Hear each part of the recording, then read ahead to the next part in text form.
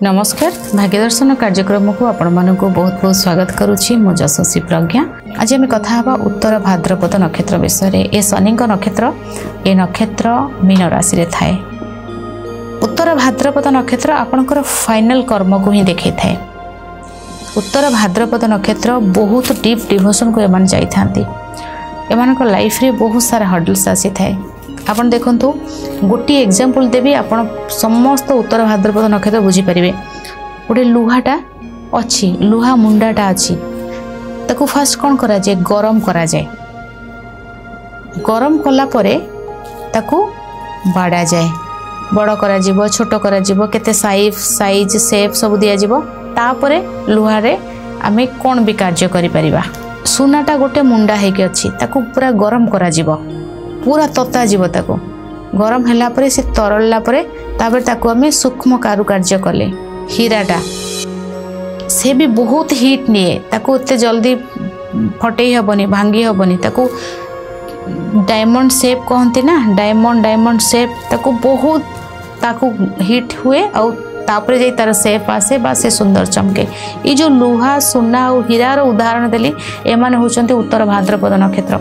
एमान को ना पल्ली से ही कि चमकी थांती। एमानकर इनिशियल लाइफ स्टेज टा ना स्ट्रगल थाए। आ गोटे उदाहरण तले इजी ही परिबो, चाहा दुकान रो 5 स्टार होटल। उत्तर भाद्रपद नक्षत्र चाहा दुकान टे कला परे से चाहा दुकान रो धीरे धीरे बढ़ी 5 स्टार होटल करिबा, जहा उत्तर भाद्रपद नक्षत्र।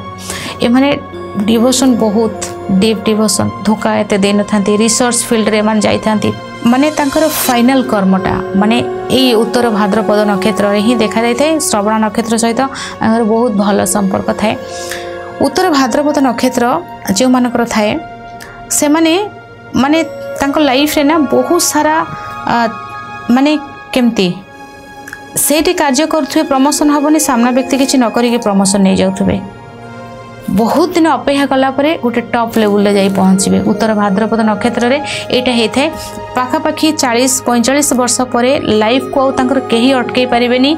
एते भावरे चमकी थांते से माने जोठी की देखिबार थाए से मानको।